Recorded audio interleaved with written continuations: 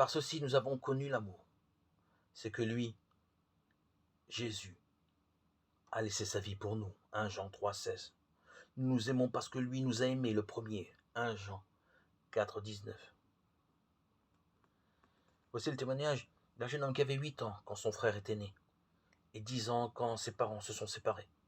Quand sa mère est partie avec son petit frère ce jour-là, sa vie a basculé et il se sentait complètement rejeté. Il allait vivre chez ses grands-parents, il était gentil, mais toute son adolescence a été marquée par une dépendance de plus en plus forte à l'alcool, à la cigarette et à la drogue.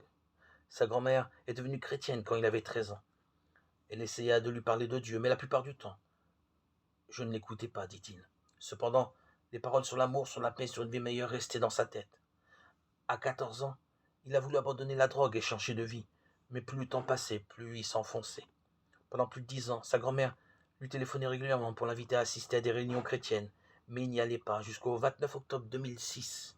Ce jour-là, il entra pour la première fois dans une église. Le prédicateur a parlé de Jésus qui nous aimait tellement qu'il avait accepté de mourir pour nous. Ces paroles ont atteint un endroit dans son cœur qui n'avait jamais été touché auparavant. Lorsqu'il a invité à recevoir Jésus, il se précipita en larmes et il accepta Jésus comme son Seigneur et son Sauveur. Jésus fit un travail puissant en lui, un travail de guérison et de libération. Aujourd'hui, dit-il, je suis sobre et je fais partie d'une équipe de chrétiens qui visitent les prisonniers et partagent l'évangile avec eux.